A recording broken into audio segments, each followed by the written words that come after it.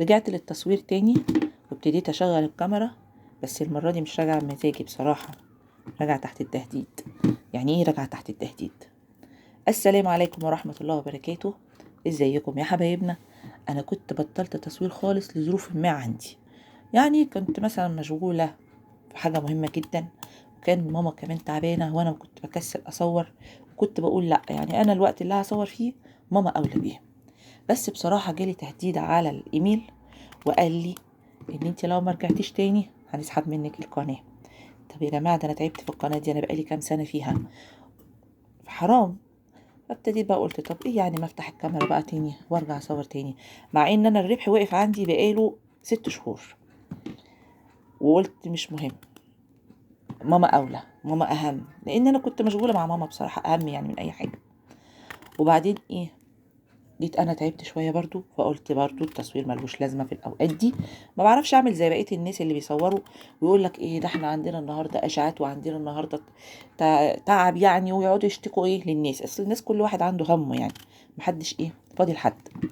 بعدين قلت طب وماله، طب ما ارجع تاني للتصوير، والله كان بيسليني وكان بيونسني وكان بيضيع لي الوقت، كنت بتشغل فيه بصراحه، وهو مشروع. بس بصراحه لما وقفوا الربح عندي وحصل كام دروب كده في المشكلة في القنوات يعني، رحت قلت لا، اريح دماغي. بس لما يسحبوا الحساب نفسه بقى ما ريحش دماغي بصراحة، اشغل دماغي. قلت ارجع تاني معاكم واصور لكم روتينات، اصور لكم خروجات، اصور لكم حاجات زي كنت ما بعمل وكذا. كنت جايبه كذا جهاز يعني عايزه اصوره لكم واقول لكم ان هم كويسين وحلوين. انتوا بتحبوا روتينات، مش الروتينات، لا الريفيوهات بتاعه الاجهزه. وانا قلت بس حرام ارجع برضو انصح الناس بالريفيوهات ديت والاجهزه الحلوه اللي انا اشتريتها، اوريها لهم واقول لهم ايه العيوب بتاعتها والمميزات بتاعتها، لان الناس بتستفاد من الفيديوهات دي جدا يعني. فالمهم انا رجعت فعلا هبتدي اصور تاني من جديد ان شاء الله، يعني اقدر اقاوم واقدر اصور تاني. بتنجانة دي كبيره، كبيره، وارجع اصور من اول وجديد. وبعد كده ايه،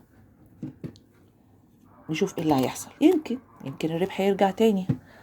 بس في ناس مفكره ان انا عشان خاطر كنت بصور وبعمل ان بيجيلي بقى ايه دولارات وبتاع. اولا الدولارات اتلغت وبقت بالمصري، ما بقاش يبعتوا بالدولارات، بقى بالمصري. فكده كده ايه على قد حالهم بس برضو ما يجراش، انا بحب القناه وتعبت فيها جدا، تعبت في تصوير حاجات كتيره، وفي فيديوهات عندي مهمه جدا زي الريفيوهات اللي بحكي لكم عليها بتاعه الاجهزه. ناس كتير لغايه النهارده بتسالني على الاجهزه دي، يقولوا لي ايه عامله معاكي ايه لغايه النهارده، كويسه مش كويسه. فهنصحكم والله اقول لكم كل حاجه، وانتوا عارفين ان انا ما بطلعش غير لما يكون يعني ايه مصوره الجهاز بعد ما اكون استخدمته. ما بحبش اصور حاجه من غير ما استخدمها، فبالتالي ايه احب انصح بحق ربنا يعني. فان شاء الله بقى كده نرجع لبعض تاني، نرجع للتصوير تاني بمعنى اصح. انا اول مره اشتري بتنجان الابيض ده، طول عمري بحب الاسود، بس الابيض ده دقته عند ماما حلو قوي، قلت اجيب منه شويه. المهم النهارده بقى هعمل زي ما انتوا شايفين كده محشي، بس هعمل جنبه محشي ممبار وكده تشكيله يعني. فطبعا مش هصور لكم المحشي، انتوا عارفين المحشي بيتعمل ازاي والكلام ده كله، بس انا حبيت ارجع افتح الكاميرا واصور فيديو عشان خاطر انزله على القناه، عشان لما نشوف كده هما مديني مهله 30 يوم، لو ما ابتديتش انشر تاني هيسحبوا مني الايميل. وانا طبعا ايه يعز عليا الايميل ده لاني تعبت فيه جدا وتعبت في الشغل في القناه، كنت بصور حاجات مهمه.